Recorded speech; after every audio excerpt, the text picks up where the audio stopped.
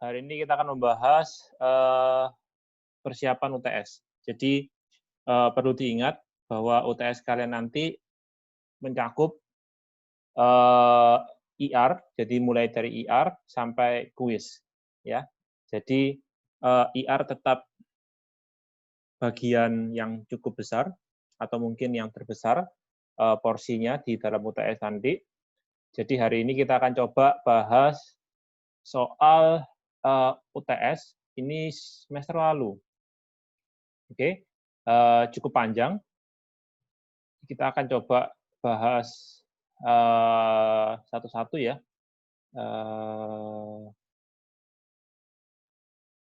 Oke, nggak apa-apa. Seperti biasa, kalau ada pertanyaan, silakan lewat chat atau langsung bicara di sini aja, nggak masalah. Oke, kita mulai bahas satu-satu. Filenya ini ada di ULS, kalian download aja, itu ada zip. Ini adalah salah satu file di dalamnya, kalian bisa gunakan untuk latihan. Oke, mulai dari paragraf pertama.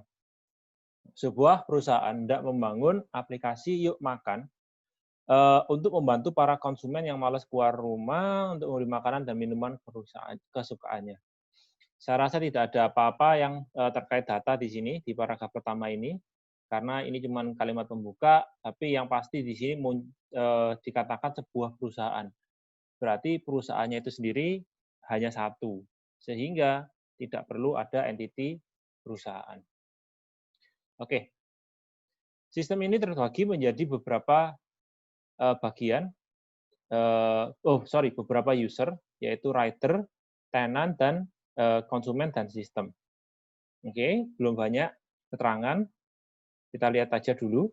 Pendaftaran untuk masing-masing user berbeda, sehingga seseorang yang memiliki satu nomor handphone dapat melakukan pendaftaran sebagai writer, tenant, sekaligus konsumen, dan memiliki 3 akun user yang berbeda. Oke. Kita lihat aja. Intinya kita ingat-ingat dulu bahwa ada 3 jenis user. Writer, tenant, dan konsumen. Kita mulai. Pendaftaran writer. User yang ingin menjadi writer wajib melakukan pendaftaran sebagai writer dan memiliki motor yang aktif, baik nomor polisi motor maupun pajak kendaraan terbaru, rekening di bank, serta memiliki handphone berbasis Android. Writer mendapatkan fasilitas Yuk Tarik untuk menyimpan dana yang dibayarkan melalui konsumen melalui fasilitas dibayarkan konsumen melalui fasilitas Yuk Bayar. Lihat nomor 3. Desain form pendaftaran dapat dilihat pada gambar berikut. Ada di sini adalah form writer. Kita gunakan ini sebagai starting point aja, karena biasanya form seperti ini menunjukkan ke kita bahwa ada entity, karena kan pasti banyak form ya, banyak form seperti ini, dan ini atribut-atributnya. Ya, ini adalah entity untuk writer. Kita tambahkan aja dulu. Entity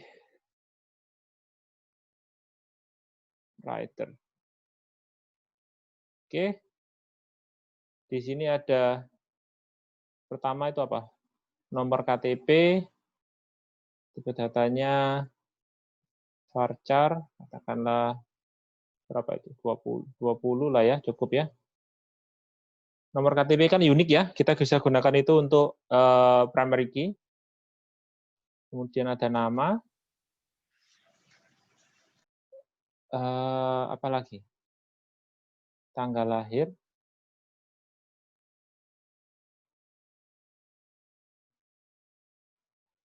Nomor handphone. Tanggal lahir, jangan lupa sambil jalan langsung diganti aja ya. Tanggal lahir tipenya date.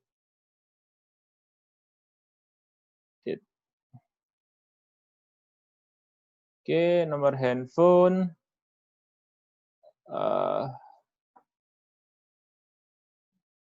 Jenis handphone. Oke, di sini ada pilihan Samsung, Vivo, Oppo, M5 lainnya. Oke, kalian boleh simpan ini sebagai varchar atau enum ya. Saya simpan sebagai varchar aja deh. Kemudian di sini nomor polisi. Nomor polisi motor. Oke.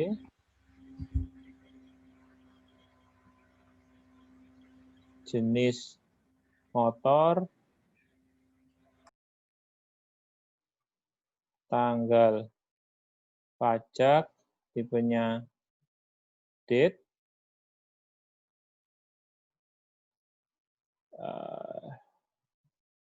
nomor rekening,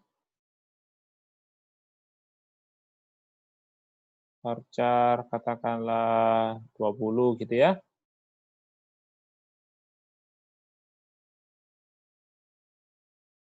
Kemudian bank.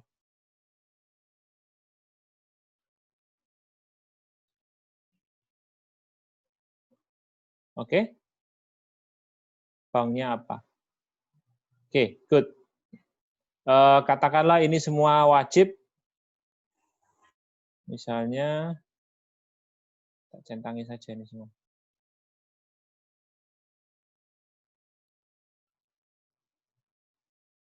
Oke. Ya, kita coba lihat ulang apakah ada sesuatu yang terlewat yang ada di form, tidak ada di form tapi ada di penjelasan sebelumnya ini. Memiliki motor yang aktif, baik nomor polisi maupun pajak kendaraan bermotor, tidak ada masalah, kita sudah simpan tanggal pajaknya, berarti tidak ada masalah. Rekening bank, handphone berbasis Android, semua sudah disimpan, handphonenya, jenis handphone juga sudah disimpan. Nomor mungkin kita sesuaikan beberapa jenis tipe data aja ya, biar lebih tepat. Jadi jenis nomor handphone ini kita pakai varchar 20 kayaknya pasti cukup.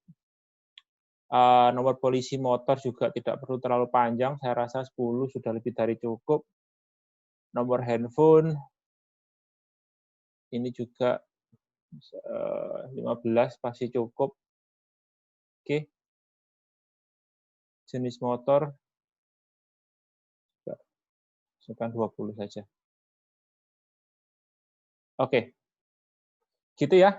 Nah, kemudian misalnya ada pertanyaan, Pak, kalau bank ini kan di sini tidak diketik, berarti kan harusnya ada pilihan. Nah, di sini tidak jelas. Karena di sini ini sebenarnya bukan combo box di mana ada drop down menu yang ada pilihan. Kalau misalnya itu merupakan pilihan, maka kita harus punya daftar bank. Kalau kita punya daftar bank, artian kita punya entity bank. Kalau kita ingin punya entity bank gimana? Ya, boleh saja. Kalau misalnya kita punya entity bank, ya kita tambahkan aja di sini. Bank, kemudian kita kasih apa? ID, primary key gitu ya. Kemudian nama bank. Nah, kemudian di sini banknya kita hapus. Lalu kita kasih relasi. Relasinya weak. Kenapa weak? Karena kita tidak ingin foreign key-nya menjadi primary key di sini. Jadi kita hanya ingin ID bank ini sebagai foreign key, bukan sebagai primary key. Kalau ini kita buat sebagai strong relationship, maka ID bank ini akan menjadi primary key di sini. Ya. Oke. Udah biarkan aja bank ID seperti itu. Oke. Hal yang sama dengan jenis handphone, Pak. Ya, nggak masalah. Misalnya kalian di sini lihat, oh ini kan Mele, Pak. Berarti saya mau itu sebagai entity tersendiri. Boleh, malah lebih bagus. Ya, jenis handphone. Bisa typo jenis HP lah, biar cepat ya. Saya kasih ID dan nama. Oke, kemudian di sini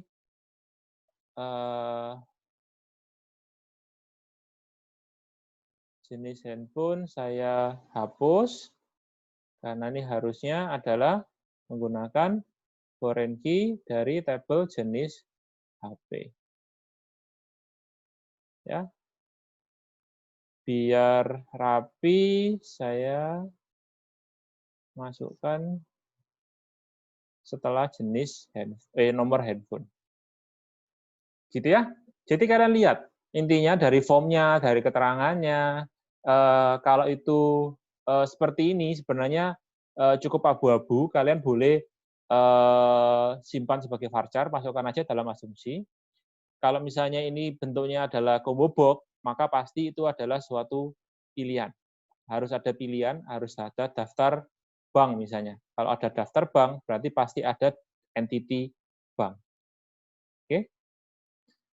Oke, writer beres. Lanjut ya. Lanjut. Tenan.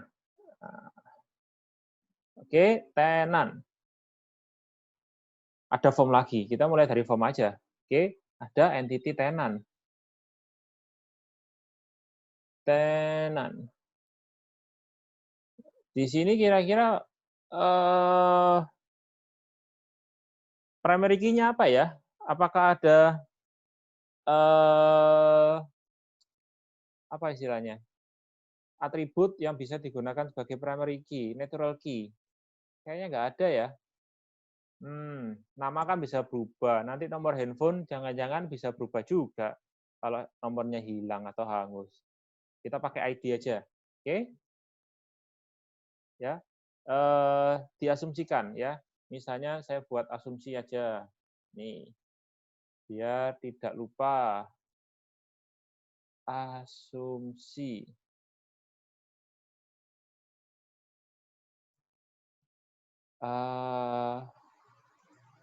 Primary key tenan menggunakan surrogate key.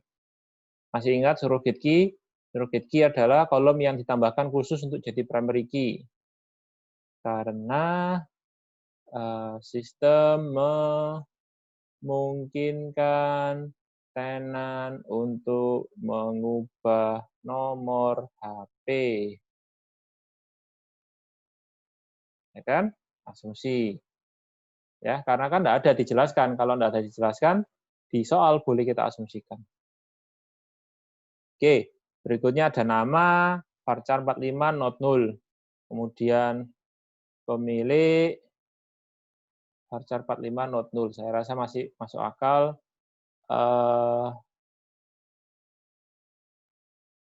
Sebentar. Ini apa tulisannya?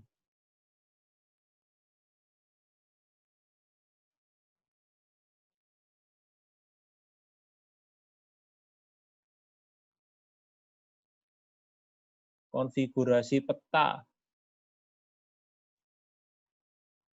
Oke. Nggak ada keterangan, nanti aja kita tambahkan. Alamat varchar 45 masih, kayaknya kalau alamat mungkin kurang ya, kita tambahkan aja varchar 100 misalnya. Ya, selama masuk akal tidak ada masalah ya. Kalau menurut kalian alamat 50 itu masih masuk akal ya, oke, masih oke lah. Nomor handphone, tadi kita pakai varchar 15, kita konsisten saja. Nomor handphone varchar 15, kemudian foto. Pak, kalau foto ini yang disimpan apanya, Pak? Nah, sebenarnya kalau database seperti MySQL itu bisa saja menyimpan fotonya. Tapi terus tipe datanya apa, Pak, kalau foto? Kalau foto tipenya block. Tapi saya sarankan simpan aja nama file fotonya. Ya. Jadi ini adalah berisi alamat tempat foto kalian disimpan. Udah. Beres. Oke. Kemudian misalnya ada konfigurasi peta di situ, ada tombol konfigurasi peta kan di sini. Ya, kalau peta itu kira-kira yang disimpan apa? Koordinat di Google Maps misalnya ya, itu atau peta lainnya itu selalu menggunakan koordinat. Koordinat itu pasti ada 2. lintang dan bujur. Kalau misalnya kita bicara dengan peta, berarti kita bisa simpan saja. Kalau misalnya kalian nggak ngerti, saya nggak ngerti Pak konfigurasi itu peta itu apa gitu ya. Ya sudah, simpan aja konfigurasi peta sebagai varchar. Paling fleksibel kan varchar ya. Kalau misalnya kalian mau simpan lintang dan bujurnya, boleh kalian simpan dalam dua atribut yang berbeda. Nggak masalah. Ya. Toh di sini juga tidak ada keterangan lebih lanjut. Ya, maka kalian simpan aja apa seperti apa yang tampak di sini. Oke. Beres. Tenan beres, tidak ada masalah. Oke, sekali lagi kalau ada pertanyaan atau kalian yang bingung kenapa ini, kenapa seperti itu, silakan tulis di grup chat ya. Oke, setelah data tenan diinputkan, tenan dapat menginput menu yang dijual melalui form di bawah ini. Oke, berarti ada menu. Ada form lagi. Saya selalu suka berdasarkan form. Form ini sangat membantu. Form ini sangat-sangat membantu. Karena udah jelas di sini ini adalah atributnya.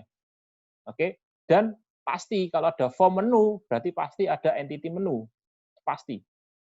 Kenapa? Karena pasti ada banyak menu. Dan fleksibel kan jumlahnya.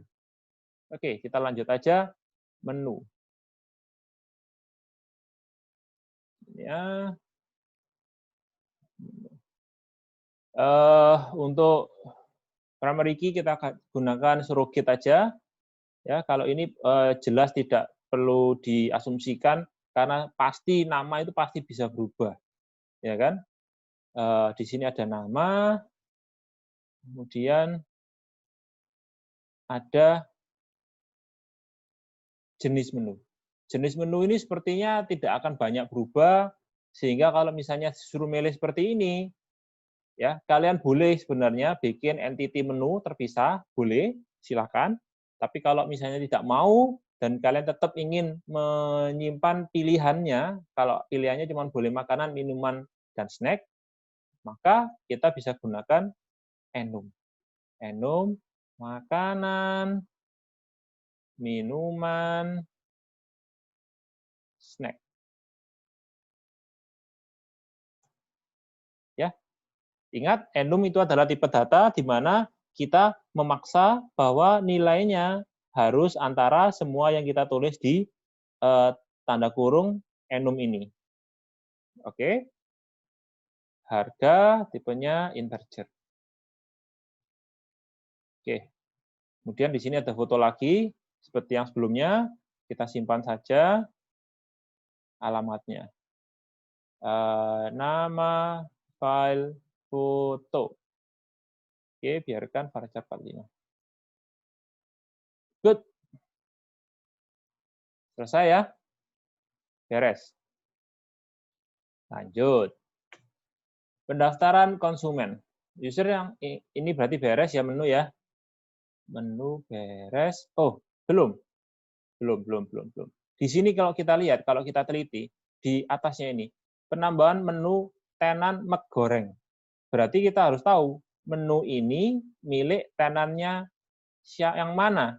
Berarti tiap menu harus ada keterangan siapa tenannya. Karena tenan itu adalah entity yang terpisah, entity sendiri, maka kita harus bikin relasi antara menu dan tenan. Kita tanyakan nih, satu tenan apakah punya banyak menu? Ya, pasti ya, satu tenan punya banyak menu. Satu menu itu hanya dimiliki oleh satu tenan. Maka di sini relasinya adalah 1 ke N. Ya. Satu tenan memiliki banyak menu. Satu menu dimiliki oleh satu tenan. Nah, sehingga foreign key-nya muncul di sini, tiap menu ini tahu siapa tenannya dari tenan ID ini ya. Dan ini relasinya juga weak karena kita hanya perlu tenan ID di sini sebagai foreign key. Kita tidak perlu tenan ID ini sebagai key karena key-nya ID menu ini sudah cukup untuk jadi primary key-nya. Jangan ditambah lagi. Oke, selesai ya untuk menu. Beres untuk menu. Lanjut. Pendaftaran konsumen. Di sini ada form lagi. Good. Berarti kita punya entity baru. Namanya konsumen. Oke. Kita lihat di sini ada nomor KTP. Nah, tadi seperti rider, nomor KTP itu kita tadi asumsikan bisa digunakan sebagai primary key. Ya, berarti kita menggunakan yang sama saja di sini. Nomor KTP itu tipenya varchar berapa tadi? 20 ya. Good. Kemudian kita pakai nama, not null ya, harus diisi. Kemudian ada tanggal lahir, date, nomor handphone, kita pakai varchar 15 tadi, kita ikuti saja konsistensinya, jenis handphone. Nah, jenis handphone di sini ada jenis handphone. Kita tadi sudah punya jenis handphone, maka kita pakai tabel jenis handphone yang sama saja, kita gunakan relasi ini ya, sehingga saya tahu jenis handphonenya apa dengan menghubungkan ke entity jenis handphone. Oke, good. Seorang konsumen wajib menggunakan fasilitas yuk bayar untuk menyimpan deposit untuk mempermudah proses pembayaran. Dari keterangannya ini sepertinya kita perlu menyimpan deposit. Tapi kita coba ingat-ingat dulu deh ya, karena belum ada keterangan terlalu jelas apa itu deposit dan bagaimana detailnya penggunaan deposit ini. Ya, sementara yang kita lihat di sini formnya kan cuman ditanya nomor KTP, nama, tanggal lahir, nomor handphone, dan jenis handphone. Dan itu sudah kita buat semua di tabel konsumen ini. Oke, kita lanjut dulu ya. Nah, di sini ada keterangan tentang deposit. Pada fasilitas yuk bayar, konsumen dapat melakukan refill. Dan melakukan refill deposit dengan mentransfer sejumlah uang ke virtual account perusahaan. Desain form refill deposit dapat dilihat pada gambar di bawah. Akun konsumen yang belum melakukan refill deposit tidak dapat menggunakan fasilitas yuk makan. Oke, berarti ini deposit itu sama seperti rekening bank. Kita punya akun gitu ya, rekening. Kita punya rekening, kemudian kita bisa tambahin top up gitu ya. Kita bisa top up. Oke, maka karena tiap akun itu punya deposit, maka kita satu konsumen itu punya satu deposit. Ya, setiap konsumen wajib menggunakan yuk bayar untuk deposit. Nah, depositnya itu pasti ke akunnya konsumen. Berarti satu konsumen hanya punya satu saldo atau deposit. Ya, maka kita bisa taruh saldo deposit di tabel konsumen. Ingat, satu baris itu akan mencerminkan satu konsumen, seorang konsumen. Sehingga kalau misalnya seorang konsumen hanya punya satu nama, maka bisa dipastikan nama adalah atribut dari konsumen. Satu konsumen hanya punya satu tanggal lahir, satu konsumen punya satu nomor handphone, satu konsumen punya satu saldo deposit. Karena itu saldo deposit adalah atribut dari entity konsumen. Oke. Nah, tentunya seorang konsumen bisa melakukan refill beberapa kali, ya kan? Kadang hari pertama diisi 100.000, habis besok isi lagi 200.000 dan seterusnya dan seterusnya. Otomatis refill ini bisa berulang kali, ya kan? Dan di sini ada formnya juga, ya. Maka kita pasti perlu entity yang disebut sebagai misalnya apa? Refill. Biar jelas refill deposit misalnya ya. Oke, good. Refill deposit. Tidak ada ID di situ, kita pakai ID sendiri aja. Oke. Apa yang pertama di sini kita lihat? Tanggal. Nggak hanya tanggal, ternyata ada waktunya juga ini, jam 14.58. Berarti kita untuk tanggal, kita nggak bisa pakai date, tapi harus pakai date time. Ya. Kemudian ada nominal. Oke, integer di sini ya. Pak, saya mau pakai enum. Monggo, karena di sini ada pilihan ya. Oke, silakan kalau mau pakai enum. Tapi kalau mau pakai integer, boleh juga. Asal bank. Oh, ada bank di sini. Tadi kita udah punya bank kan? Ya kan? Maka kita bisa tarik ini. Bank, kita bisa gunakan bank ini. Oke, di sini. Ya, jangan terbalik ya. Di sini artinya satu bank bisa digunakan untuk transaksi banyak refill deposit. Banyak transaksi refill deposit. Satu refill deposit hanya menggunakan satu bank. Ya, kita lihat di sini kan cuma satu ya banknya ya. Oke. Nah, kita juga harus tahu refill deposit ini dilakukan oleh siapa. Nah, di sini dikatakan refill deposit ini dilakukan oleh konsumen yang bernama Alexa. Berarti ada relasi antara konsumen dengan refill. Ya, seperti saya katakan tadi, satu konsumen bisa refill banyak kali. Berarti di sini ada relasi 1N antara refill deposit dengan konsumen. Oke? Ada pertanyaan sampai sini? Pak, misalnya hubungan konsumen dan bank itu MN boleh nggak? Konsumen dengan bank. Konsumen dengan bank nggak ada hubungannya. Yang refill deposit, Pak. Oh, refill deposit ini? Iya. Refill deposit dengan bank. Nggak boleh. Kenapa? Karena kalau kita lihat di sini, ketika kita refill, kita kan nggak milih banyak bank. Kita cuma milih satu bank. Ya kan? Kita cuma milih satu bank. Sehingga dalam satu transaksi itu pasti hanya berasal dari satu bank. Nggak mungkin juga kita bisa beli top up gitu ya, itu dari beberapa bank. Itu akan dianggap sebagai transaksi yang berbeda. Ya kan? Jadi satu refill itu hanya berasal dari satu bank. Itu pasti. Aneh juga kalau misalnya bisa jadi beberapa bank ya.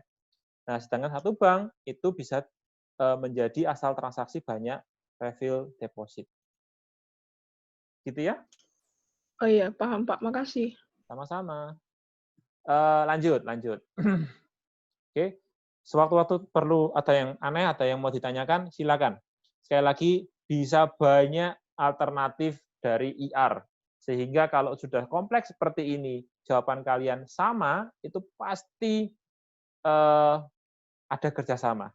Saya pun kalau ngerjakan ini lagi, hasilnya mungkin nggak seperti ini. Ya kan? Ya, hasilnya mungkin nggak akan bisa sama seperti ini. Nggak apa-apa, selama kita bisa akomodasi. Sehingga kalau kita bisa akomodasi skenario-nya. Sehingga kalau kalian ada pertanyaan, Pak, kalau diginiin boleh nggak? Tanyain langsung aja ya, nanti kita bahas boleh atau tidak. Oke. Refill deposit beres. Berikutnya. Capek juga ya. Tarik deposit. Oke. Tarik deposit. Ada form lagi. Udahlah, kalau ada form, ya kan, pasti ada entity. Ya kan? Ada form tarik deposit. Berarti saya punya entity tarik deposit. Saya turunkan saja. Saya taruh di atas.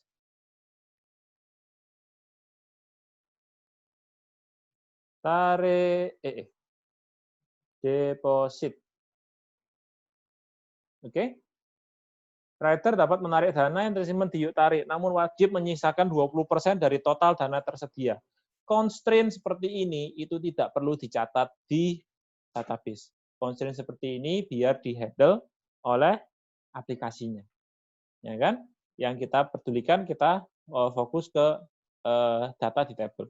Jadi bisa kita lihat di paragraf ini tidak ada datanya ya.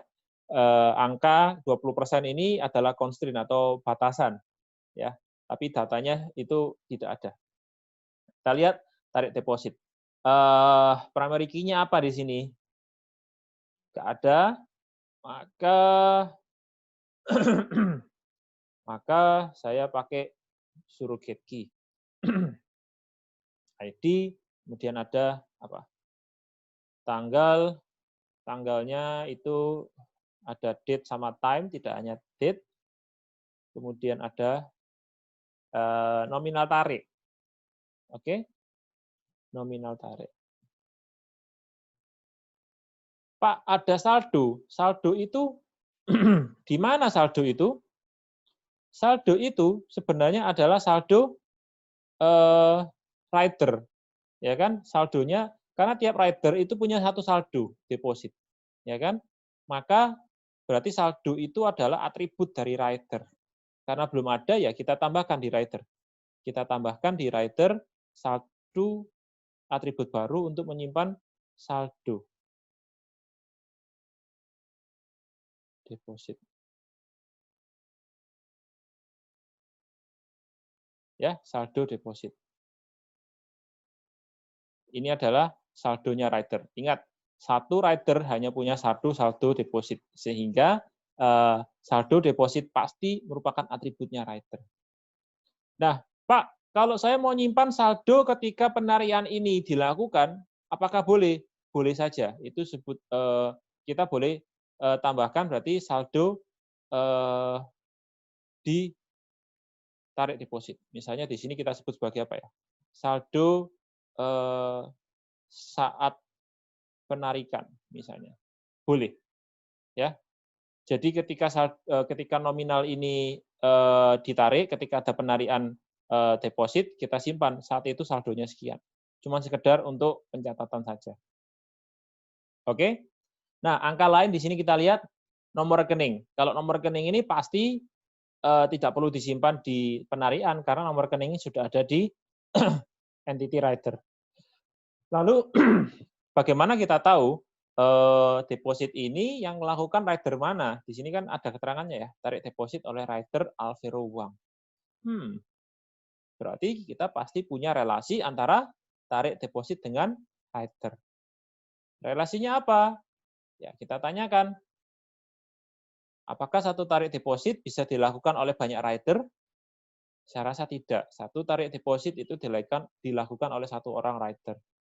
Sebaliknya, satu rider bisa melakukan banyak tarikan deposit. Maka di sini relasinya 1N week. Kenapa week? Karena sekali lagi primary key dari tarik deposit itu sudah cukup. Kita tidak perlu rider nomor KTP ini menjadi primary key lagi. Ya, kalau strong ini akan menjadikan foreign key-nya sebagai primary key. Kita nggak mau itu. Kita mau foreign key-nya hanya sebagai foreign key, tidak primary key. Maka biarkan weak. Oke, beres.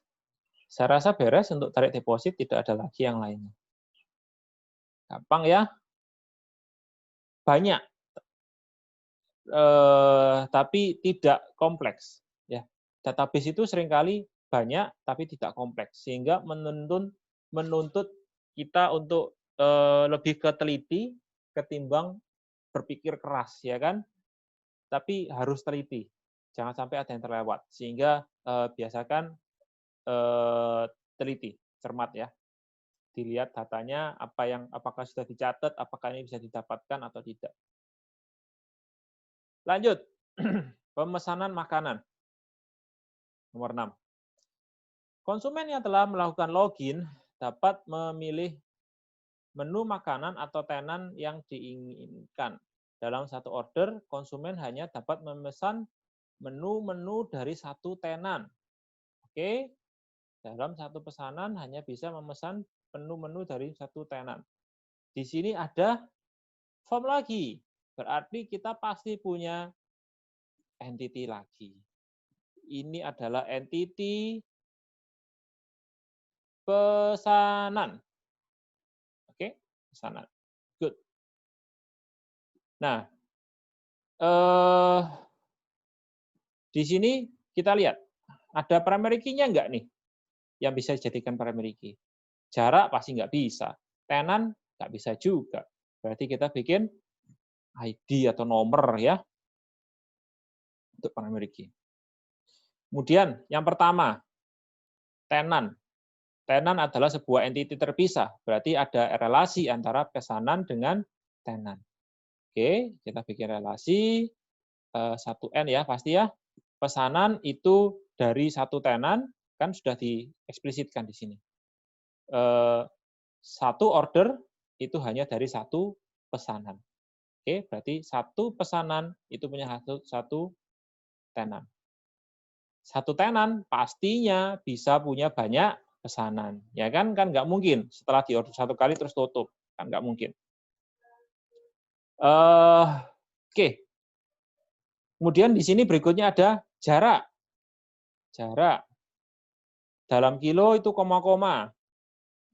Berarti kita pakai apa? Desimal ya. Oke. Kita simpan. Tanggal. Tidak hanya tanggal, tapi juga ada waktunya di sini. Oke, kita simpan waktu pesan. Kita pakai date time. Kirim ke mana? Ini kirim ke ini apa? Siapa ya? Kirim ke ini konsumen. Ya, konsumen. Berarti kita punya relasi antara konsumen dengan pesanan.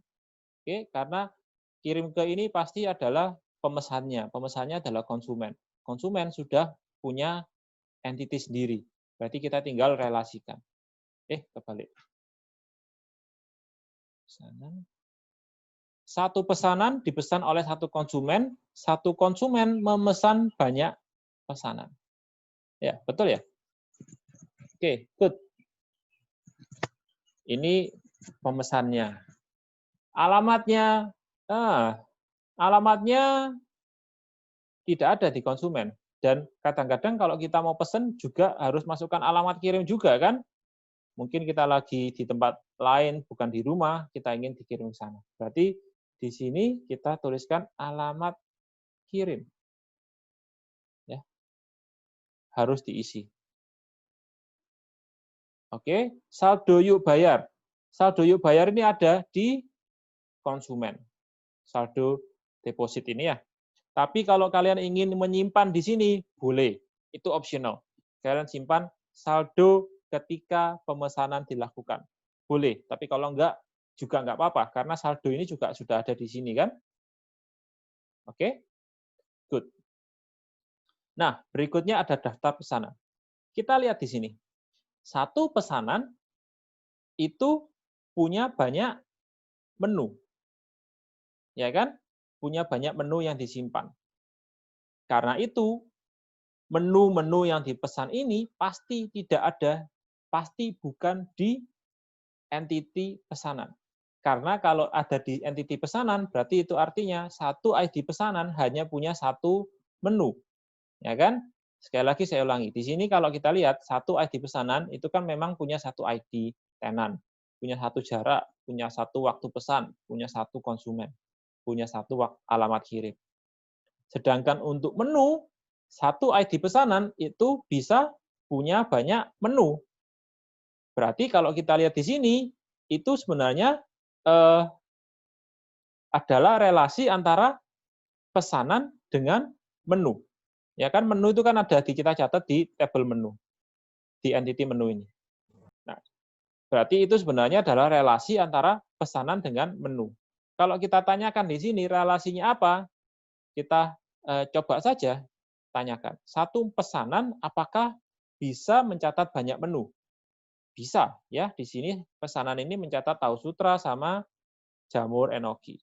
Satu menu apakah bisa dipesan banyak kali atau di banyak pesanan? Ya, tentu bisa. Sehingga di sini relasinya adalah MN. Satu pesanan punya banyak menu, satu menu dipesan oleh banyak pesanan. MN, kita pakai aja relasi langsung MN. Ya, seperti biasa, setiap relasi MN itu pasti membuat sebuah entity baru di tengahnya dengan strong relationship yang menghubungkan. Oke, itu udah benar. Kita tinggal lihat atributnya. Nah, di sini kita lihat atribut barunya apa? 2 kali. Berarti ini kan quantity pesan. Quantity pesan ini ada di mana? Ada di relasi atau ada relasi pesanan hash menu ini. Kenapa ada di sini? Karena untuk mengetahui quantity, berapa quantity yang dipesan, kita harus tahu di pesanan ID nomor berapa, untuk menu yang mana, baru kita bisa tahu quantity-nya.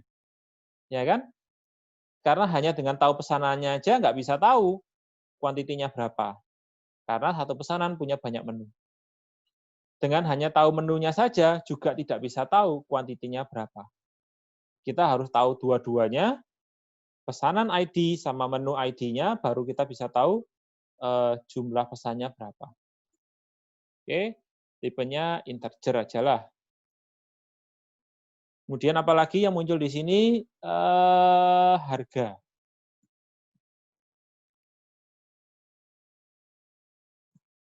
Oke, supaya membedakan dengan harga yang di menu, kita tulis ya harga real ya. Harga ketika dipesan. Ini harga adalah harga price list. Oke? Udah. Disimpan semua beres. Nah, terakhir. Setelah daftar menu ada total pesan, biaya kirim, sama total bayar. Ada di mana itu? Itu semua ada di pesanan. Loh, kenapa Pak? Kenapa nggak di pesanan hash menu? Kenapa nggak di relasinya ini? Ya, kalau kita lihat, satu pesanan itu hanya punya satu total pesanan, hanya punya satu biaya kirim, dan hanya punya satu total bayar. Oke, maka itu pasti ada di pesanan. Kenapa? Kalau kita mau lihat perspektif yang berbeda, kita bisa mengatakan begini, karena hanya dengan mengetahui ID pesanan, kita bisa mengetahui berapa total pesanannya, berapa biaya kirimnya, dan berapa total bayarnya. Saya nggak perlu tahu menunya, saya hanya perlu tahu ID pesanannya. Maka itu adalah indikasi bahwa total pesan integer itu ada di entity pesanan. Hal yang sama dengan biaya kirim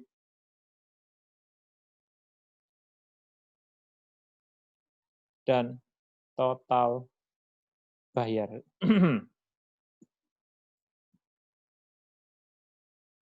Oke. Good.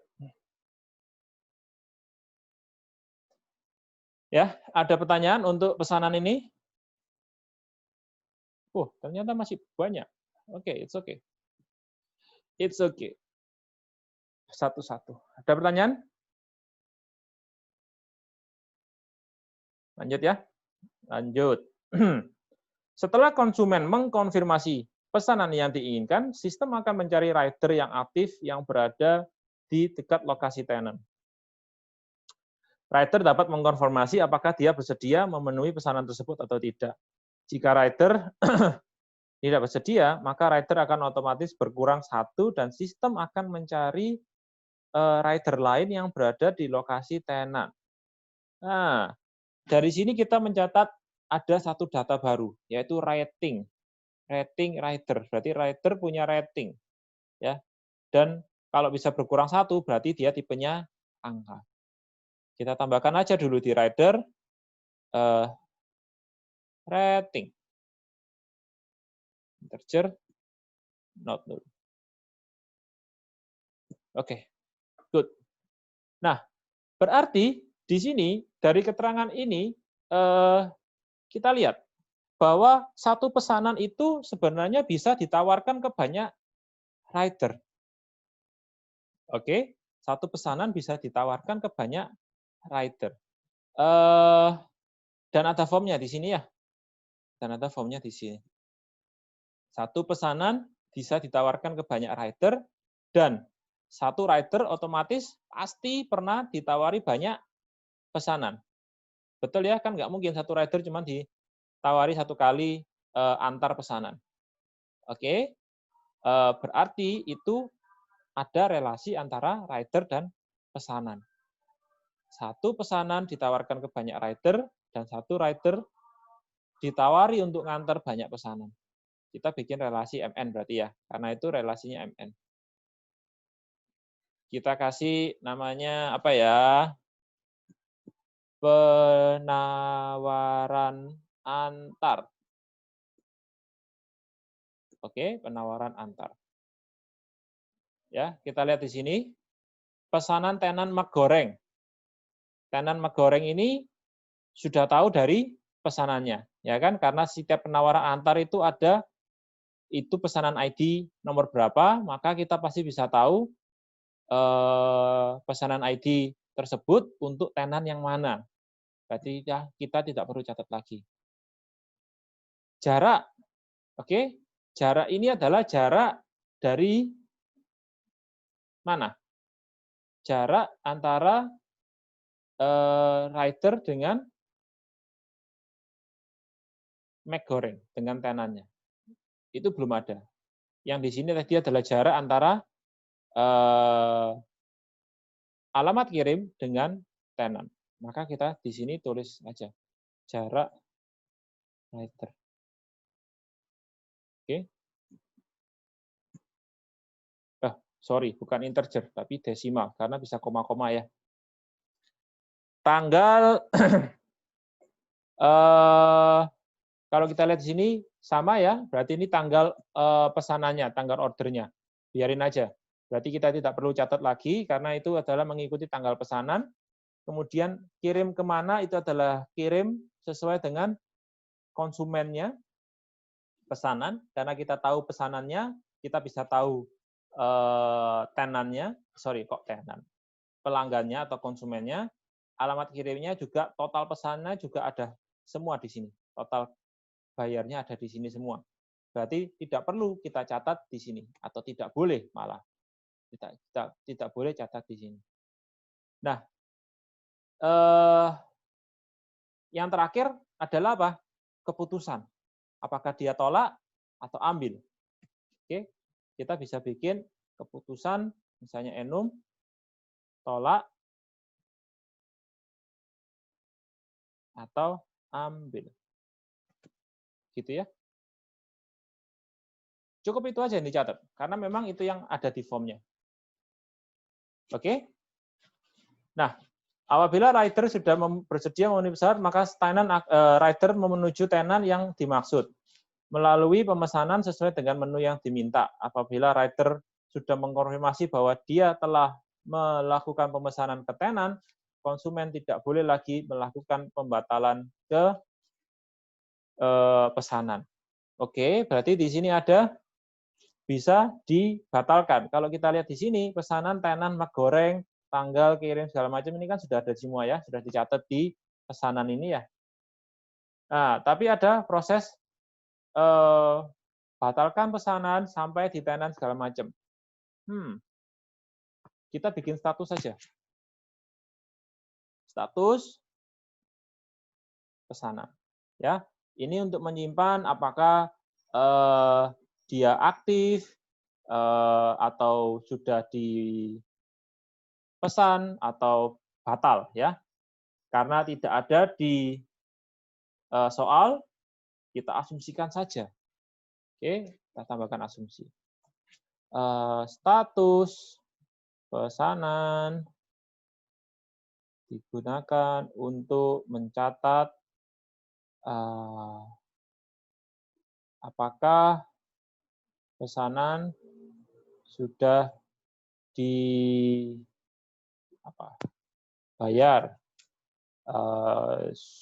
sudah diambil, atau sudah diantar, atau dibatalkan.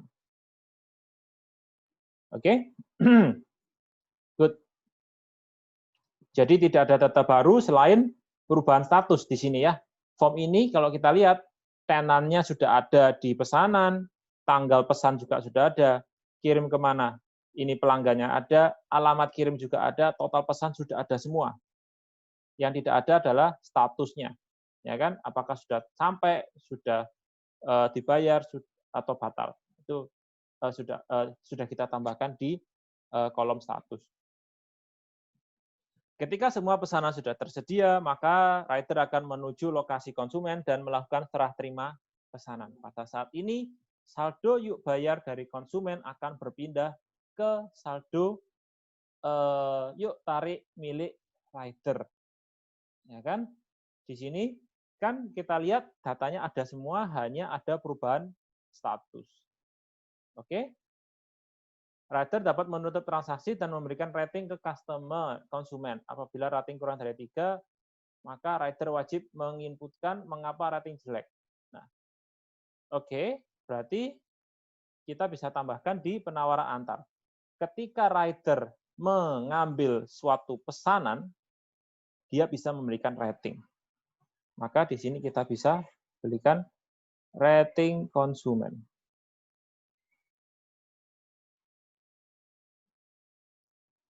Tipenya integer dan boleh 0. Kenapa boleh 0? Ingat, yang boleh memberikan rating konsumen hanya rider yang nganter, yang ngambil pesanan. Kan ada beberapa rider yang tidak mengambil pesanan. Ada beberapa penawaran yang ditolak. Ya kan? Maka penawaran-penawaran yang ditolak tadi otomatis tidak bisa memberikan rating. Karena rating ini hanya bisa diberikan ketika rider telah selesai nganter pesanannya. Oke, kemudian ada juga keterangan rating. Oke, boleh kosong juga, ya. Apalagi keterangan rating ini sebenarnya hanya wajib diisi jika memberikan rating jelek.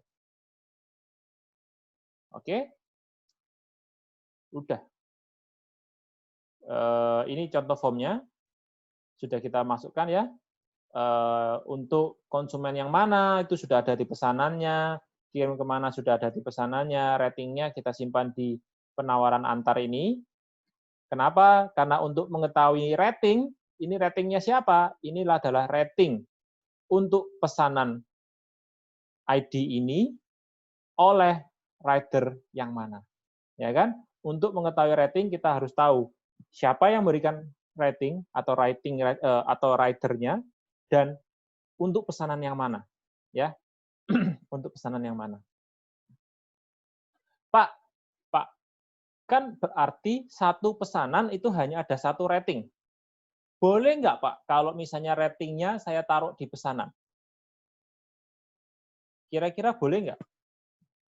Kan satu pesanan ujung-ujungnya hanya mendapatkan satu rating oleh rider, kan? Benar ya? Boleh nggak kalau rating itu nggak saya taruh di penawaran antar, tapi saya taruh di pesanan, rating konsumennya? Boleh, boleh saja, nggak ada masalah. Ya, boleh. Jadi kalian boleh taruh rating konsumen ini di pesanannya, nggak masalah. Kenapa? Karena saya lagi satu rating pesanan, satu pesanan hanya memiliki satu rating konsumen. Ya kan? Boleh, no problem. Di sini di sini dikatakan bahwa setelah transaksi konsumen dapat memberikan rating ke rider dan tenan. Ternyata tenan juga bisa memberikan, konsumen juga bisa memberikan rating. Kalau ini pasti ada di pesanan, ya, itu pasti ada di pesanan.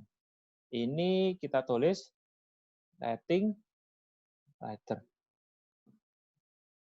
Integer boleh dikosongi, ya, karena kalau dibatalkan ya pasti nggak ada rating ridernya kan. Keterangan rating rider. Oke, note. Udah jadi, ya. Pak, saya mau jadikan satu aja, kan toh di di pesanan udah ada rating rider, rating konsumen mau saya pindah ke pesanan aja, ya tidak ada masalah juga. Hanya di sini rating konsumen. Search. Keterangan rating konsumen. Oke, boleh. Asalkan jangan lupa yang di penawaran antar itu dihapus. Oke? Dah. Saya besarkan. Ini hasil akhirnya.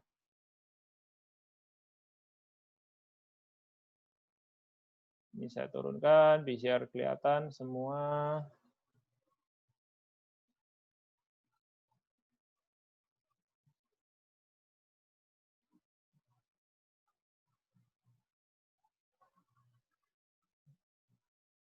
Oke. Hasil akhirnya seperti ini. Ingat sekali lagi, boleh ada banyak variasi, karena memang pasti kalau untuk IR itu pasti bervariasi. Ada beberapa pendekatan, tergantung dari asumsi, tergantung dari pemikiran tiap orang, tidak berarti kalau beda itu salah. Ya, tidak berarti kalau beda itu salah. Bisa jadi sama-sama benar, bisa jadi sama-sama salah. Ya kan? Tergantung dari IR-nya. Ada pertanyaan? Hasil akhirnya seperti ini. Ini saya simpan dulu ya.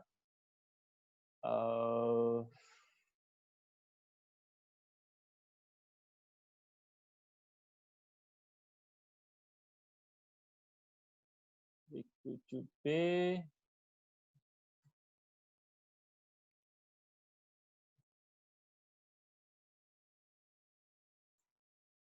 Kok kuis? UTS. Semester lalu. Oke. Kalau nggak ada pertanyaan, kita coba latihan SQL. Latihan SQL. Sebentar, waktunya habis. Belum ya? Kita masih punya waktu sampai jam 10. Sampai 9.30. Oke, kita bisa lanjut. Kita bisa lanjut. SQL. Saya coba carikan. Nah, SQL-nya untuk kali ini itu sampai ke join. Bentar. Kalian sampai ke join ya kemarin materinya. Oke.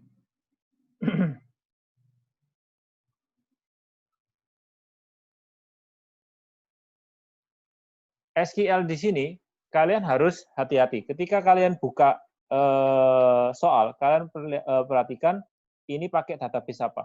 Kita akan kasih nanti kita akan umumkan nanti database-nya pakai yang mana, dan pastikan kalian download atau install ulang database-nya untuk memastikan bahwa datanya sama dengan data yang kita gunakan untuk buat soal ini, ya kan? Nah, kita contoh bahas soal nomor 1. Periksa SQL berikut, apakah yang ingin dilakukan oleh perintah ini dan apakah terdapat kesalahan dalam perintah ini. Siapa yang belum pernah saya panggil ya? Yang kayaknya belum pernah saya panggil. Erlin Octavia. Erlin Octavia? Ya. Iya, Pak. Coba lihat nomor 1. Masih ingat nggak perintah ini apa? Kalau dari bahasanya, kira-kira ini perintahnya untuk melakukan apa?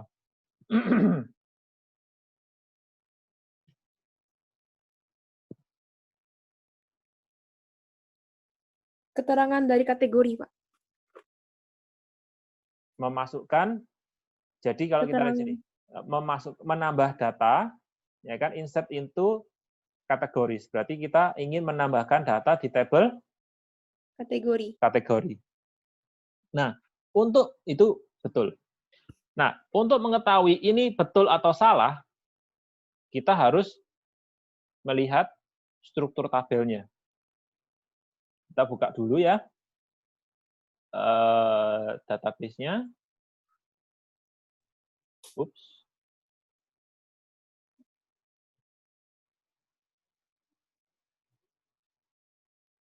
Kita buka dulu database-nya, kita aktifkan small node win, double klik ya. Kategori kita lihat di sini ya. Kita lihat struktur tabelnya. Struktur tabelnya ada kolom kategori ID, kolom kategori name, dan kolom description. Oke. Nah, ingat kalau kita ingin melakukan insert into, itu sebenarnya ada dua cara. Ya kan? Coba saya tulis ya, di sini ya. Pakai ini aja, pakai SQL aja. Cara pertama, insert into, misalnya kategoris. Saya tampilkan kolomnya di sini ya. Kolomnya kan ada kategori ID, kategori name, description. Kategoris. Saya bisa bilang kategori name.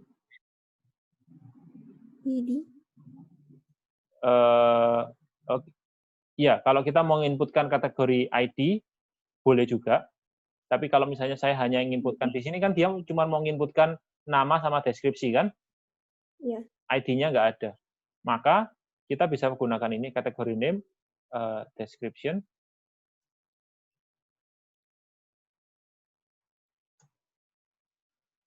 Kebesaran.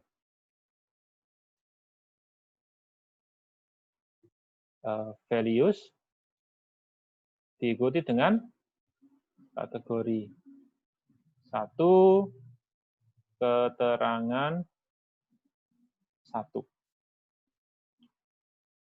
Ini boleh. Artinya apa?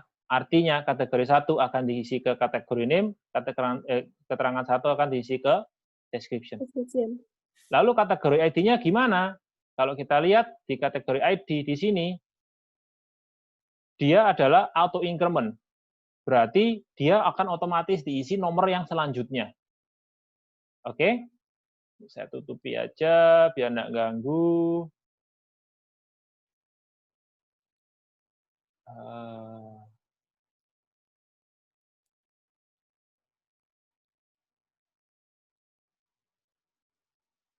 Oke, berarti ini boleh. Nah, alternatif lain, kita boleh bilang gini, kategoris, dan kita tidak menspesifikasikan nama kolomnya, melainkan langsung values. Nah, kalau kita tidak menspesifikasikan kolom apa yang ingin kita tambahkan, kita harus memiliki nilai sesuai semua kolom atau atribut di tabel tersebut. Jadi kalau di sini ada 3, maka kita harus tulis di sini misalnya ID-nya 5, ya kan? Kategori 1, keterangan 1. Paham ya? Untuk insert into ada dua cara. Kita spesifikasikan kita mau simpan di kolom yang mana, oke? Atau tanpa menspesifikasikan kita mau nambahkan data di kolom yang mana.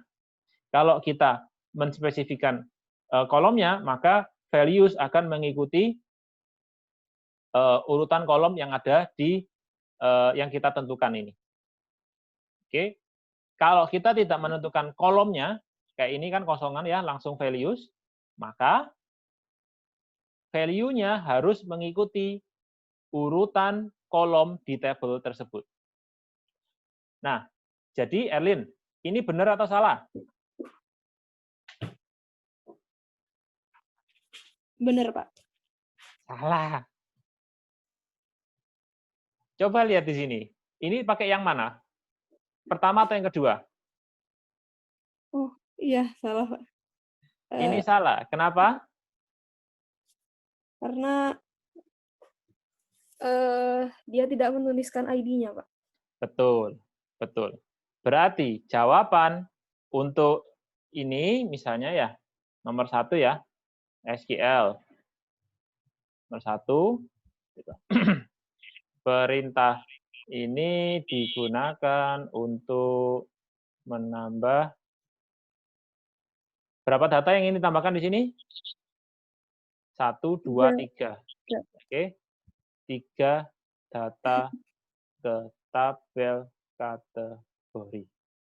Oke, cukup. Ini adalah jawaban atas permintaan pertama. Apakah yang ingin dilakukan oleh perintah ini? Perintah ini menambah 3 data ke tabel kategori. Terdapat kesalahan karena tidak menspesifikasikan kategori ID. Gitu kan? Itu pertanyaan yang kami harapkan untuk nomor 1. Oke? Jadi misalnya kita ingin insert beberapa data, boleh saja kalian tinggal kasih koma setelah data pertama, ya kan? Ini kategori ID 1, ini kategori ID 2. Gitu ya. Nah, berikutnya perintah nomor 2. Terima kasih, Erlin. Berikutnya, periksa SQL berikut apakah ada kesalahan. Jelaskan pula apa yang hendak dilakukan melalui SQL berikut.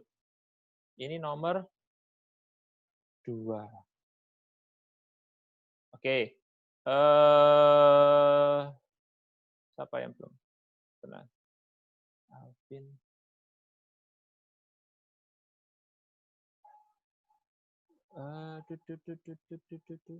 Jonathan Fu, pernah bantu saya belum ya? Kamu ya? Sudah, Pak, kemarin. Kemarin? Iya. Marvel. Ya. Ya, sudah. Bantu saya ya, nomor 2 ya. Coba dilihat. Yang gampang dulu deh. Ini SQL mau ngapain? Meriksa kesalahan. Loh, SQL-nya ini mau ngapain? Oh, SQL-nya itu apa? nge-delete. Delete itu berarti untuk? Menghapus. Oke, menghapus. Berarti SQL untuk menghapus data. Dari tabel mana? Kategoris. Dari tabel kategoris. Apakah semua data dihapus? Tidak. Oke. Apa yang dihapus kalau kita lihat? Deskripsi. Hanya data yang description-nya apa? Apa itu yang mau dihapus? Susah kali ya, concate-nya ya. Apa itu yang mau dihapus? STR sama locate. Kita coba petakan satu-satu ya, itu mau ngapain sih ya? Oke. Concate itu perintah untuk apa? Concate itu perintah untuk apa? Marvel? Menyatukan, menggabungkan. Apa yang mau digabungkan di sini?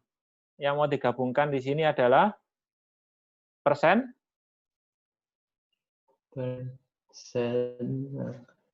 digabung dengan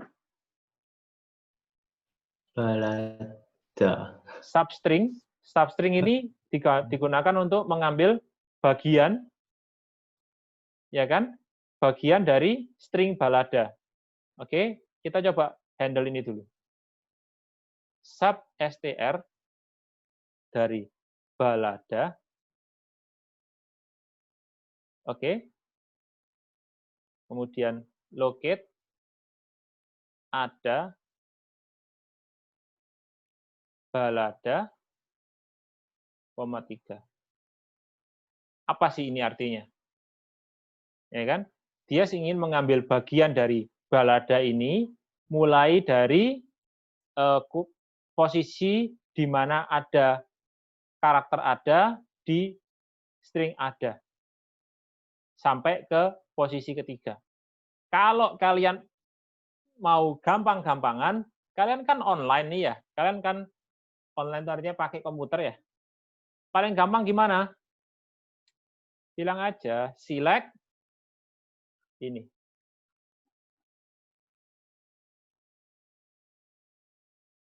Locate. Bentar.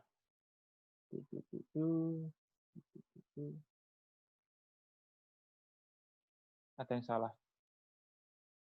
Sebentar. Select. Oh, salahnya di atas. Oke. Nah, kita lihat. Hasil dari sub str whatever ini adalah ada. Oke? Gampang kan? Tinggal kalian ketikkan aja ini, kemudian kalau ingin tahu ini apa, masukkan aja ke select. Oke? Berarti concat tadi pertamanya adalah persen, kemudian digabungkan dengan substr ini ada, ya kan? Hasilnya kan ada ADA ini ya. Kemudian digabungkan dengan persen ya. Berarti itu sama saja dengan saya mengatakan like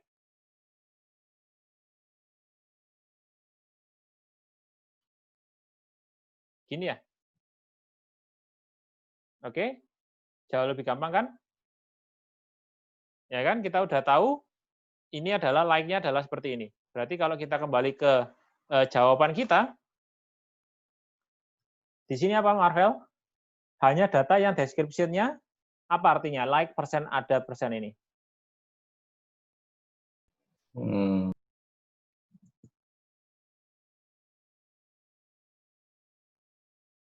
Marvel? Ya, sini. Yang ada string ada aja. Good. Description-nya mengandung A, D, A. Ya, antara di depan boleh, di belakang boleh, yang pasti harus ada ADA-nya. Karena persen itu mewakili 0 atau banyak karakter, jadi di depan ADA ini bisa ada karakter, bisa tidak ada karakter, di belakangnya bisa ada, bisa tidak ada. Ya, terserah. Gitu kan? Oke. Nomor 2 gitu ya. Ada pertanyaan nomor 2.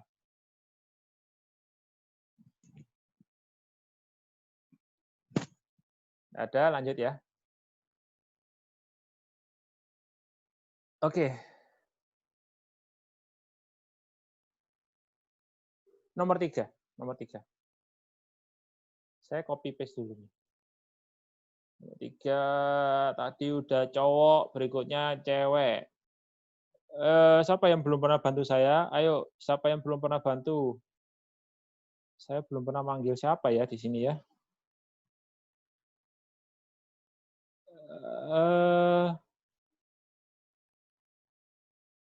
Herlina Kurnia, kamu pernah saya panggil belum? Udah, Pak. Udah. Iya. Carinata? Udah sering, Pak, di awal-awal. Karisa? Kurang tahu, Pak. Ya, berarti Belum rasanya. belum rasanya. Sudah, tolong bantu saya untuk nomor 3 ya. Periksa SQL berikut, apakah ada kekurangan dalam SQL tersebut, jelaskan pula apa yang hendak dilakukan SQL berikut. Oke, kita coba rapikan dulu aja, supaya gampang bacanya. Ya kan? Saya besarkan ya, kekecilan soalnya tempatnya. Oke, ada order di sini, from di sini, left join, berantakan. Left join ini,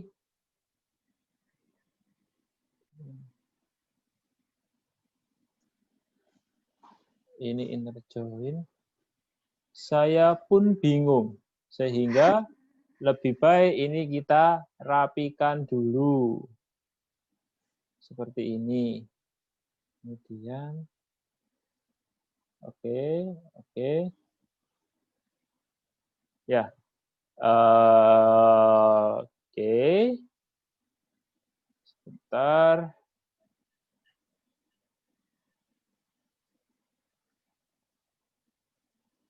Ini inner join ke sini, ini kan sebuah tabel. Kalau lihat tanda kurungnya, ya. Oke.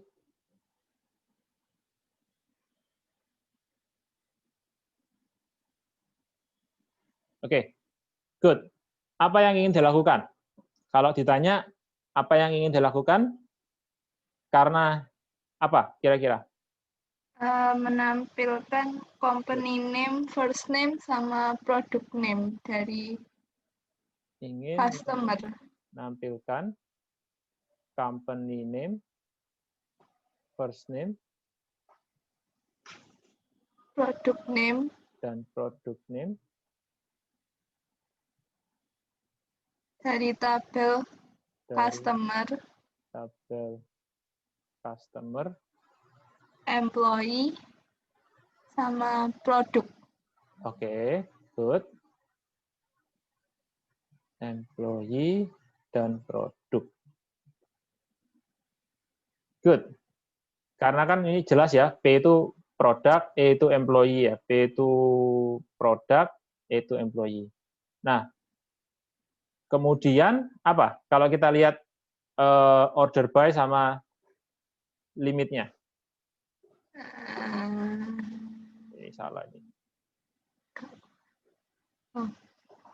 Gitu kan? Saya salah. Sorry. Yang diurutkan berdasarkan produk name-nya. Diurutkan berdasarkan product name. Secara descending. Iya, nggak apa-apa. Atau set ke A gitu ya. Ya. Terus limit 5 artinya apa? Kurang tahu, Pak. Wah, kurang tahu, Pak. Ya, nggak apa-apa. Nanti kalian kan bisa Google. Ya, toh? Saya nggak akan tahu kalian Google apa nggak, ya, toh? Jadi ya, limit SQL. Ya, kalau pengen keluar bahasa Indonesia, untuk apa? Ya kan? Kurang spesifik apa coba? Limit. Untuk mendapatkan sebagian data dari dataset kita menggunakan limit. Ya kan? Bahasa Inggrisnya, keyword is used to limit number of rows written from a result. Oke, artinya hanya, kita lihat coba. Contohnya ya.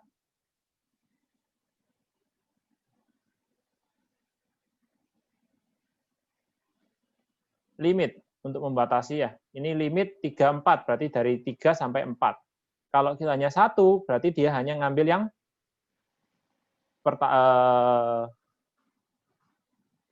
berapa tertinggi. Jadi kalau misalnya contoh, select bintang from products. Kalau ini saya jalankan, keluar semua kan? Misalnya saya tambahin limit 3. Yang keluar cuman 3. Ya kan? Kalau saya bilang limit 5, yang keluar 5. 5 teratas. Ya kan? Kalau saya bilang 3 sampai 0,5, berarti yang ditampilkan hanya dari saya bingung kalau 3,5 keluarnya kok banyak. Oh, 3 sebanyak 5. Dari karakter 3, dari baris ketiga sebanyak 5. 1, 2, 3, 4, 5. Oke, intinya kalau cuma 1, maka dia akan menampilkan berapa data. Kalau ada 2, berarti dia akan menampilkan startingnya mulai baris keberapa, sebanyak berapa. Itu penggunaan limit.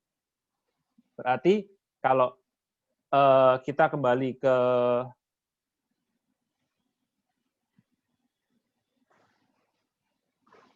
sini tadi, secara descending, kemudian 5 data teratas. good. Dan hanya 5 data teratas yang ditampilkan. Oke? Nah, kemudian kita coba lihat nih.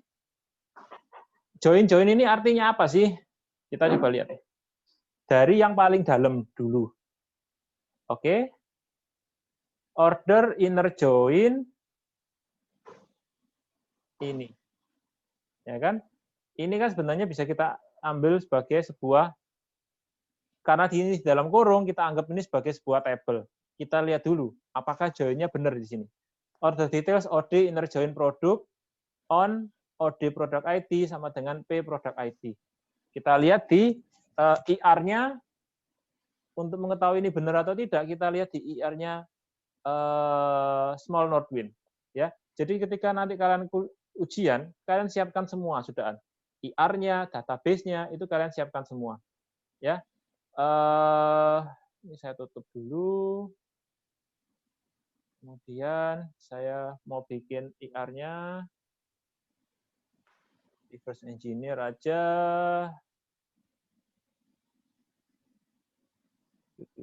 Loh.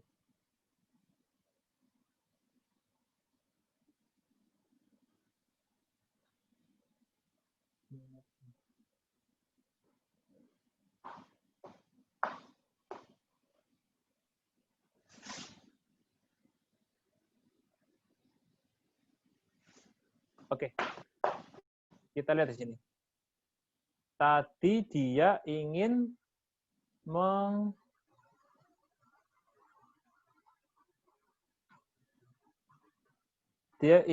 inner join order detail dengan product menggunakan OD product ID dengan P product ID. Betul ya? Order detail dengan produk. Mana order detail? Ini ya. Order detail dengan produk terhubung dengan product ID. Betul. Oke, berarti itu tidak ada masalah. Saya gemes dengan itu. Ini oke, benar. Kemudian dari itu dihubungkan dengan orders. Dihubungkan dengan orders menggunakan O order ID dengan OD order ID. Benar. Berarti ini beres. Ini sampai sini beres. Sampai sini beres ya. Kemudian kita joinkan dengan employee. Oke. Ini ada kesalahan. Apa salahnya? Harusnya customer ID. Harusnya ada join condition on a.employee ID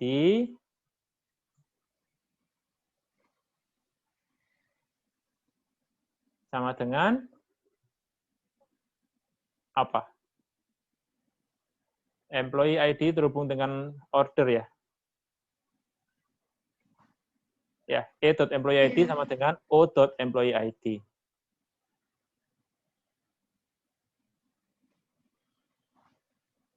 Oke, maka sebelum lupa tuliskan dulu di sini.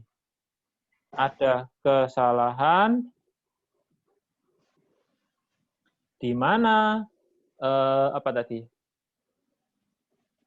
Kurang. Tidak ada, ya, kurang join condition dengan table employee. Gitu kan?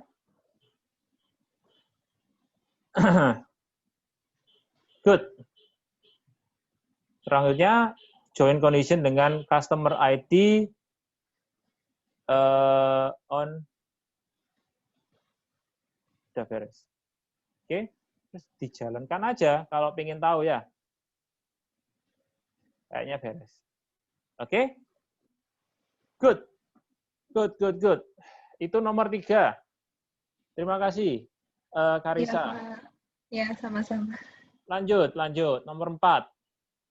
Buat SKA untuk menampilkan semua kurir serta tanggal order yang pernah ditangani. Oke. Siapa ya? Dylan. Kamu di sana? Albertus Dylan? Halo? Ya, Pak. Ya, bantu saya nomor 4 ya. Menampilkan semua kurir serta tanggal order yang pernah ditangani. Urutkan berdasarkan tanggal order terlama. Oke, berarti ini nomor 4. Select. Bentar. Oke. Oke, untuk menampilkan data selalu mulai dari select. Betul. Apa yang mau ditampilkan? Semua kurir atau shipper. Shipper. Shipper itu kolomnya apa ya yang mau ditampilkan? Nama kolomnya apa? Ini tabel shippernya.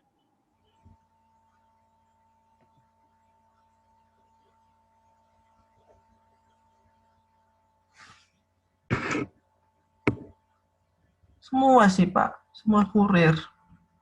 Semua kurir itu semua kurir, tapi bukan semua atributnya. Terserah sih, kalau mau tampilkan semua atribut juga nggak masalah. Nama perusahaannya lagi, Pak. Nama perusahaannya. Kalau nama perusahaan kurirnya, nama kolomnya apa? Company name.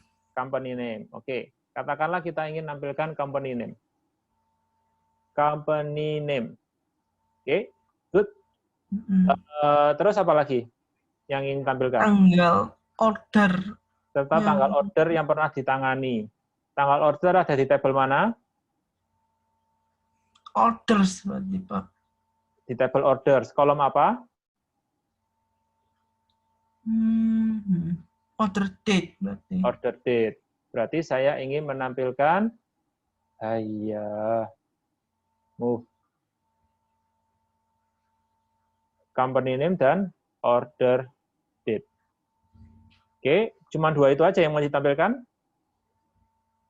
Iya. Oke. Dari tabel apa sekarang? From? Company name dari tabel apa tadi? Shipper. Shippers. Kita kasih alias S ya. Terus kita kasih tahu di sini S. Order date dari tabel apa?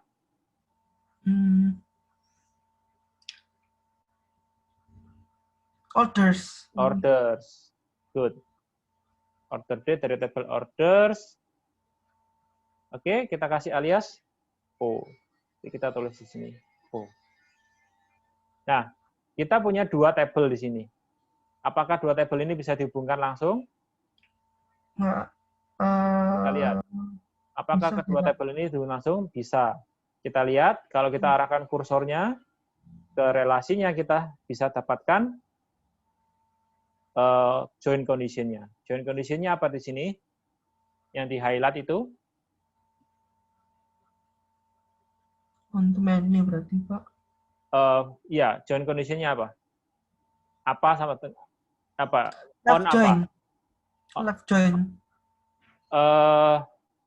Kenapa left join? Karena kan yang dia kan itu kan dari shippers, Pak, yang dimasukkan. Gini, sekarang kalau ditanyakan, apakah kita hanya ingin kita ingin menampilkan shipper yang tidak punya order? Enggak semua, Pak. Enggak kan? Yang ingin kita tampilkan kan pasti shipper yang punya order dan order yang dikirim oleh shipper. Oh, berarti right join berarti, Pak. Inner join. Inner join itu harus dua-duanya. Jadi gini, kalau kita ingin menampilkan semua shipper, terlepas apakah shipper tersebut punya order atau tidak, maka kita harus menggunakan left join. Kalau kita ingin menampilkan semua order, terlepas apakah order tersebut ada shippernya atau tidak, maka kita gunakan right join. Kalau kita ingin menampilkan shipper yang pernah mengirimkan order, maka kita gunakan inner join. Nah, berarti di sini inner join, Pak. perintahnya adalah untuk menampilkan semua kurir serta tanggal order yang pernah ditangani. Berarti jelas di sini yang ingin ditampilkan adalah shipper yang punya order. Berarti di sini pasti Ini join berarti, Pak. Oke, good. Lalu inner join, kan kita harus untuk tiap join harus ada join condition-nya. On. Join condition-nya apa di sini? STT shipper ID sama dengan OTT ship via berarti. Good. Good. Oke, on S titik shipper ID sama dengan O titik ship via. Oke? Good. Ini dijalankan dulu aja, kita lihat hasilnya seperti ini. Nah, apa yang belum di sini? Urutkan berdasarkan tanggal order terlama. Berarti yang paling lama di atas. Ya kan? Gimana cara ngurutkan data? Pakai perintah apa? Order by. Good. Order by. Kolom apa? OTT order date. Good. Order date. Ascending atau Descending berarti. Descending. Yang paling descending atau ascending? Coba aja lah. Ini yang paling atas tanggal 5 ini paling baru, ya kan? Oh, berarti ascending berarti. Berarti ascending.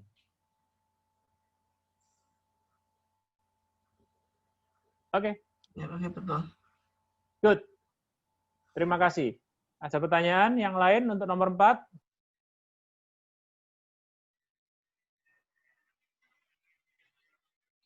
Lanjut ya, nomor terakhir. Siapa lagi ya?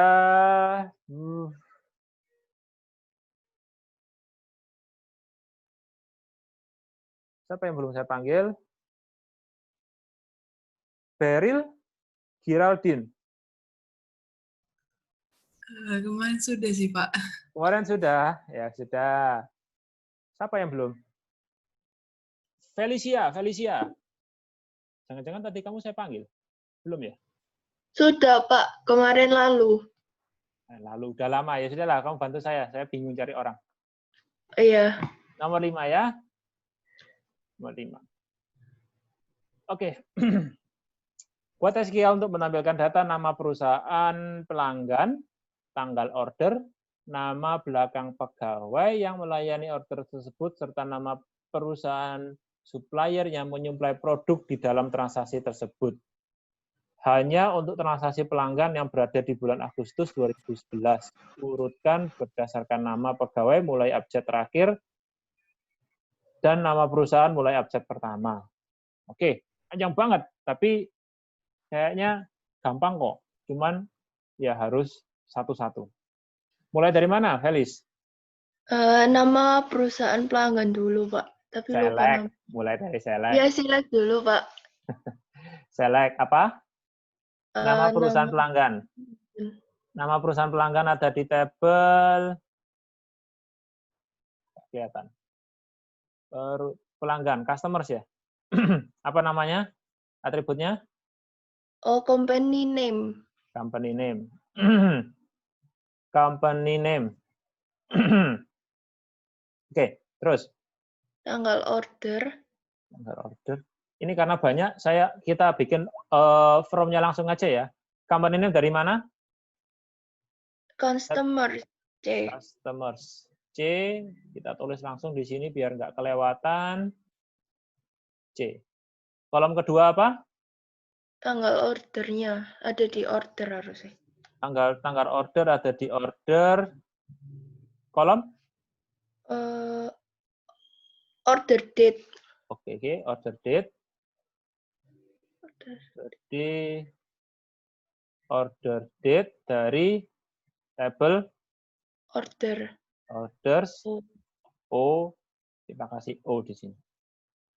Good. Lanjut. Ada tanggal order sudah, nama belakang pegawai. Nama belakang pegawai. Berarti itu mestinya di tabel pegawai ya? Apa yang saya lakukan barusan? Nggak ada ya? Halo, kalian masih dengar saya? Iya, Pak. Oke. Oke, lanjut. Kok Employee. share screen-nya hilang, Pak, di saya? Oh, pantesan. Kepencet.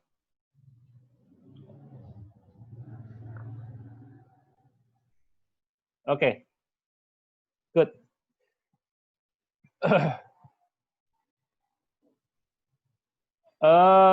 Di tabel employee ya? Apa nama kolomnya?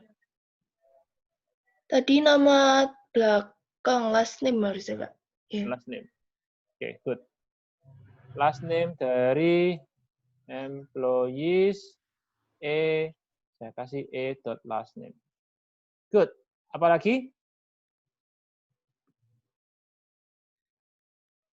Serta nama perusahaan supplier. Nama perusahaan supplier. Berarti nama perusahaan supplier ada di tabel supplier ya? Kolom? Supplier. Company Company name. Iya. Company name. Company name berarti ini suppliers S kita S titik company name. S titik company name. Yang ditampilkan sudah?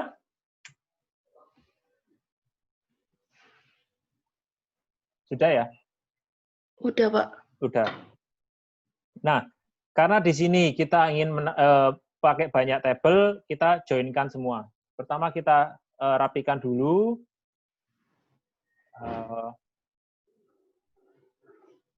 Join order, join employee, join suppliers. Oke. Nah, kita definisikan dulu apakah inner atau left atau right. Kalau kita lihat di sini, kan pasti yang ditampilkan hanya customer yang punya order, dan order yang pasti ditangani supplier, dan ditangani oleh karyawan, dan ada barangnya, gitu kan. Barangnya pasti disuplai oleh supplier. Berarti ini semua adalah apa? Inner, Pak. Inner semua. Inner.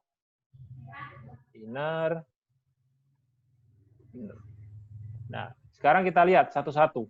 Apakah customers bisa terhubung langsung dengan orders? Customer dengan orders ada hubungan nggak? Mana customer? Ini customer. Saya ketemu sini. Ada ya? Ada. Pakai apa? Join Customer ID. Customer ID. Berarti di sini on C titik customer ID sama dengan O titik customer ID. Good. Oke. Kita sudah punya hubungan customer dengan orders. Maka dari ini anggap dua ini sudah bergabung menjadi satu tabel. Anggapannya seperti itu ya. Kemudian kita hubungan dengan employee. Ada nggak relasi dengan employee? Ada ya? Pakai apa? Employee ID. Oke, employee ID-nya employee sama dengan kan employee ID-nya On O titik employee ID. Terus sama dengan E titik employee ID. Good. Oke, sekarang kita sudah hubungkan employee, order, dan customers. Ya, anggap tiga ini sebagai suatu pulau atau suatu tabel tersendiri. Terakhir kita ingin menampilkan supplier. Nah, supplier ini di sini. Nah, cilaka. Supplier ini ternyata tidak terhubung dengan employee maupun order maupun customer. Employee ini harusnya dihubungkan lewat mana? Produk dulu. Produk dulu. Jadi dari produk terus ke order details baru ke order. Berarti di sini saya nggak bisa langsung dengan supplier, berarti dari order saya hubungkan kemana dulu? Dari order ke order detail, dari order detail ke produk, baru ke supplier. Oke. Berarti di sini saya hubungkan dulu dengan order details, alias OD gitu ya. Kemudian inner join dengan products, P, baru inner join dengan Supplier. supplier. Oke, good. Order details terhubung dengan apa? Kalau kita lihat di Order sini, ID. highlight order ID. Good. Berarti O titik order ID sama dengan OD dot order ID. Order ID. Oke, kita sudah terhubung sampai ke order details. Berarti kita sudah sekarang mau ke products. Products dengan order detail terhubung melalui Product ID. product ID. Good. Pak, Ya, ini penulisannya yang order ID-nya yang di order details itu I-nya besar, Pak, yang di tabel. nggak apa-apa. Tidak case sensitif di sini. Jadi beda case sensitif nggak ada masalah. Product ID sama dengan P. P. Product ID. Itu O, Pak. Oh iya. Maaf. P. Ya. Alah, malah salah. Udah. Ini ya. Terus dengan supplier. Kita lihat supplier pakai Supplier ID. supplier ID ya. On P titik supplier ID sama dengan S titik supplier ID. Good. Sudah beres semua. Kita tampilkan dulu deh. Jangan-jangan udah ngetik lama-lama nggak jalan. Udah, keluar ya. Nama perusahaan, tanggal order, karyawan yang jalankan, dan ini apa ini? Ini nggak jelas. Ini nama S supplier, ini apa? S customer, gitu ya, biar jelas ya. Ini opsional aja, supaya jelas. Karena kan di soal nggak diminta. Nah, apalagi di sini? Hanya untuk transaksi pelanggan yang berada di bulan Agustus 2011. Berarti harus kita tambahin apa di sini? Where. Where. Constraint-nya berdasarkan kolom apa? Order date. Order date. Berarti where order date. Gimana? Transaksi di bulan Agustus.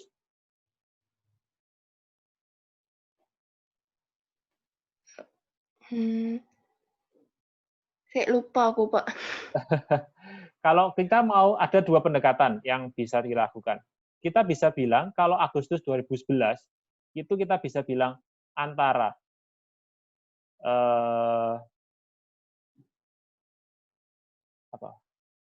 1 Agustus gini kan? Saya lupa. 1 2011 and Agustus sampai 30 atau 31 ya? 31 kayak Pak. 31 ya? Coba aja. Aug 2011. Ya. Coba jalankan. Nggak keluar. 08. Ini kalian harus hati-hati karena bisa jadi date month year-nya beda-beda. Saya lupa. Atau pakai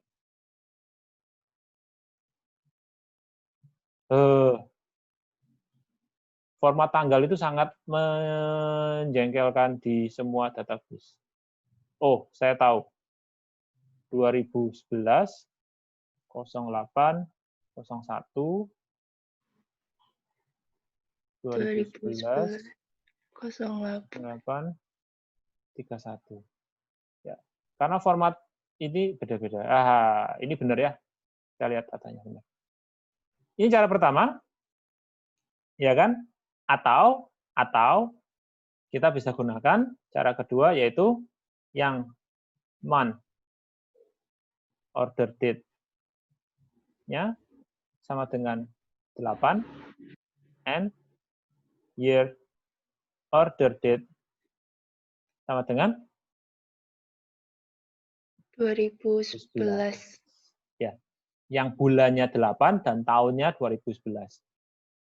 Saya sih akan pakai yang ini ya, daripada saya bingung sama format tanggal, saya pakai ini aja sebenarnya lebih aman. Oke, constraint-nya udah benar ya? Iya, Pak. Kurang apa terakhir? Suruh ngurutin kalau yang pegawai mulai abjad terakhir, nama-nama perusahaannya mulai abjad pertama. Oke, kalau ngurutin pakai perintah? Order by. Order by apa berarti? Kalau nama depan pegawai itu apa? Ini First name? titik last name.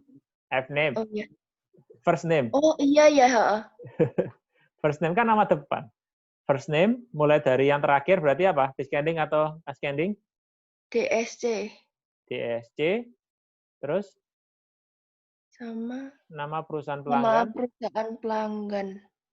C titik. Company name. Company name. Ascending atau descending? ASD. Oh, iya. Good. Well done. Terima kasih. Dah, beres. 100. Ya. Kalau kalian paham apa yang saya katakan hari ini, tidak usah khawatir dengan ujiannya. Ya. Kita sertakan juga beberapa file-file lain untuk kalian berlatih sendiri sebagai persiapan untuk UTS. Ya. Dan yang terakhir, jangan salah jadwal. Nanti kalian lihat kalian siap-siap, jangan ngepres, kalian siap-siap 10-15 menit sebelumnya. Kalian lihat kita akan publish database yang akan digunakan yang mana. Oke, pastikan kalian sudah install, pastikan kalian sudah siap dengan IR-nya. Kemudian ingat, nanti juga ada IR, dan IR-nya pasti bobotnya cukup besar, atau mungkin paling besar.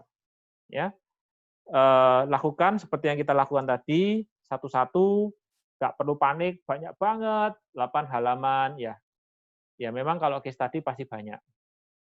Tapi lakukan satu-satu, saya yakin kalian bisa. Gitu ya. Gitu aja. Kuliah akan saya akhiri.